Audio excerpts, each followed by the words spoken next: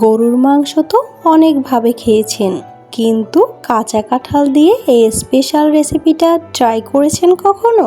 আসসালামু আলাইকুম everyone, welcome back my channel sisters diaries. আজকে আপনাদের সাথে শেয়ার করব কাঁচা কাঁঠাল দিয়ে গরুর মাংসের এমন এক রেসিপি যেটা আপনি একবার ট্রাই করলে আপনি এর ফ্যান হয়ে যাবেন। চলুন তাহলে শুরু করা যাক। এখানে একটা বাটির মধ্যে কিছুটা পানি নিয়ে তার মধ্যে কিছুটা হলুদ মিশিয়ে নিয়েছি। এবার কেটে নেওয়া কাঁঠালগুলো এই হলুদ পানির মধ্যে আমি কিছুক্ষণ ভিজিয়ে রাখবো। এতে করে কাঁঠালের মধ্যে যে কষটা আছে ওটা কিন্তু বের হয়ে যাবে। এবার চুলায় একটা প্রেসার কুকার বসিয়ে নিয়েছি, তার মধ্যে কিছুটা পানি দিয়ে দিয়েছি 1 চা চামচের মতো হলুদ, আর দিয়ে দেব 1/2 চা চামচ লবণ। এবার লবণ আর হলুদটা পানির সাথে ভালো করে মিশিয়ে নিয়েছি।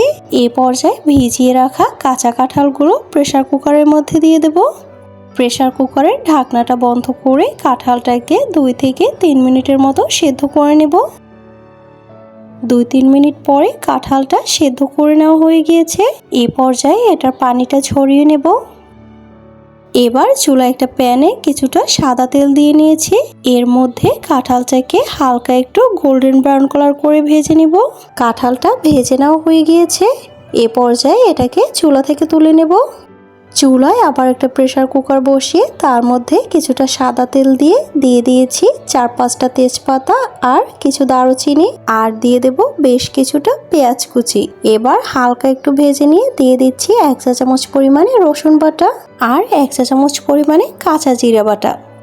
এবার এগুলোকে কিছুক্ষণ একটু ভেজে নিয়ে দিয়ে দেব সামান্য পরিমাণে পানি। এবার দিয়ে দিচ্ছি পরিমাণ মতো লবণ, হলুদ গুঁড়ো, লাল মরিচের গুঁড়ো। এবার সব কিছু খুব ভালো করে একটু মিশিয়ে নিয়ে দিয়ে দিচ্ছি 1 চা চামচ পরিমাণে এলাচ গুঁড়ো। আবার সব কিছু ভালো করে একটু মিশিয়ে নিয়ে দিয়ে দিচ্ছি 1 চা চামচ পরিমাণে কাশ্মীরি রেড চিলি পাউডার। যে কোনো রান্নায় মশলাগুলো কিন্তু এভাবে ধাপে ধাপে করে দিয়ে কষিয়ে নিলে সেই রান্নার টেস্টটা খুবই ভালো আসে। মশলা কষানো হয়ে গিয়েছে।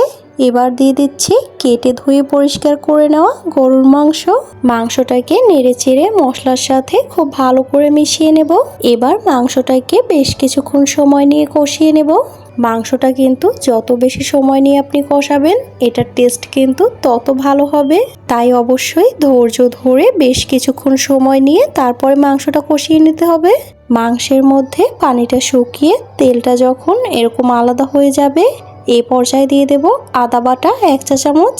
আদাটা মাংসের সাথে খুব ভালো করে মিশিয়ে নিয়ে এবার দিয়ে দেব গরম মশলা গুঁড়ো 1 চা চামচ। এবার মাংসের মধ্যে কিছুটা পানি দিয়ে এটাকে আরও 5-7 মিনিট সময় নিয়ে কষিয়ে নেব।